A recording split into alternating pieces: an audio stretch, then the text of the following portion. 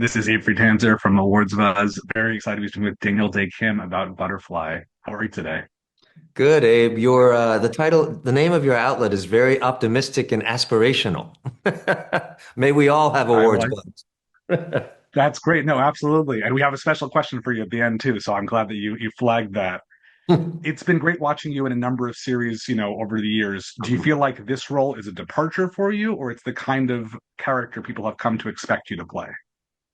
I think it's actually a synthesis of everything that I've done in the past. I think, if you look at my role in Lost and Hawaii Five-O and some other projects that I've done, I've taken what I've learned from those projects and hopefully created something a little bit unique from them.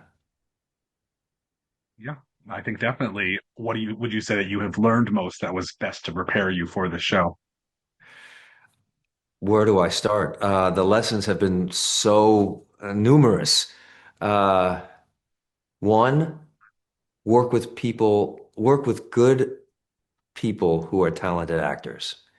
So many times in my career, I've worked with actors who were not necessarily good people and made the days longer on set. And this job is difficult enough when everything is going smoothly. So when it came time for casting, I made a very specific and concerted effort to remember those actors who are not only great at their craft, but also kind human beings.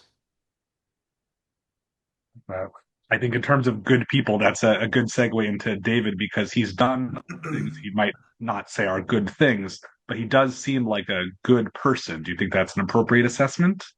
I think he thinks of himself as a good person. I think Rebecca might disagree, Juno might disagree, but that's the beauty of the show, is, we are all the heroes of our own stories. And even the world's biggest villain probably thinks he's a good guy, and he's got his reasons for doing what he's doing. And so I like these gray areas. Excuse me. I like these gray areas where the characters exist, and I think that's the sign of good drama when you can say, like, I agree with him here. Wait a minute. Maybe not. I agree with her. And you'll find some things that you identify with in all of the characters. I also love the relationship that he had with his daughter because it's not, she's very angry. That's what I would describe the best thing about her. But Mhm. he does try to make sure that he's sucking up to a degree to make her like him, but he also isn't full, he's putting some responsibility on her to make the relationship work. What is it like getting to work with Reina? It was great because we got to talk about a lot of those things, those very things, those dynamics that you're talking about. I uh, I really feel like David has a level of self-awareness, and so he understands that the consequences of his decision to leave would make for someone who's resentful in his daughter, and she is, and so I think he thinks he deserves it to a certain degree. Doesn't mean he doesn't want to change it, but he's not emotionally insensitive to the realities of the situation. And so it makes him work that much harder to try and make amends. And I think um, as a result, he'll tolerate a lot of mistreatment, from his daughter because, that's the way it works. That's love between a parent and child.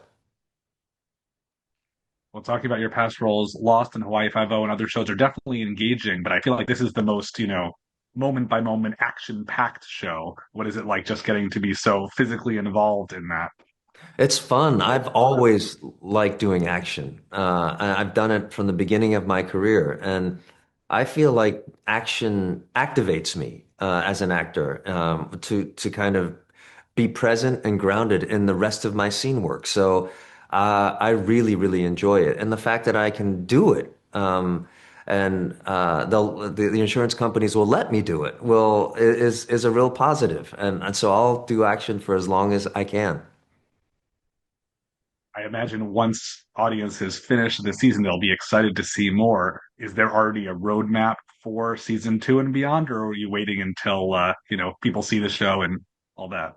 Yeah, I mean, I have a general wish list, and some things I would love to explore, and questions I had, at the end of the season one.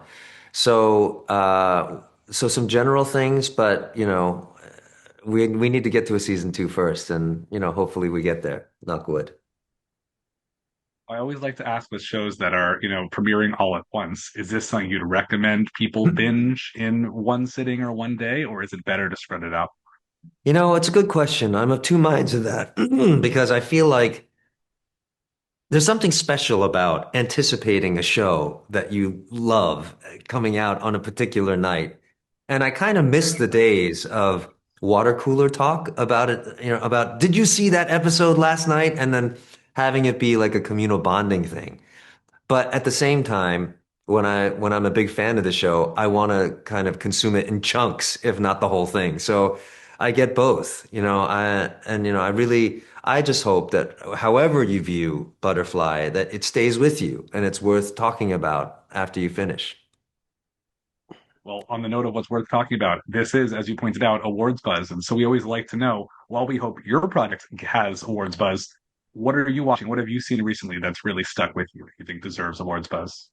Hmm. That's a really good question.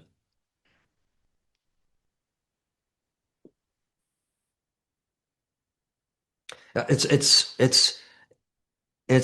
interesting because one of the things that I'm watching right now is a remake, not a remake, but is a show that was on a while ago, Breaking Bad, and I'm rewatching that series, and that's one of the things that streaming allows us to do. To your earlier question, but that's 6 seasons worth of television, so that's been all encompassing. But I'm excited for the new season of The Bear. That's on my list.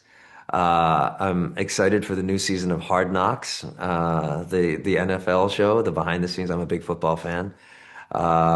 And Chief of War, I'm excited to see too, because like Butterfly, you know, Jason Momoa is telling a story of his lived experience, and he represents a culture that I have some familiarity with because I lived there for 20 years. But, he those roots and that culture is a story that deserves to be told. Absolutely. Well, thank you so much. I hope we get a chance to talk about Butterfly season two sometime soon. I hope so too, from your mouth, sir.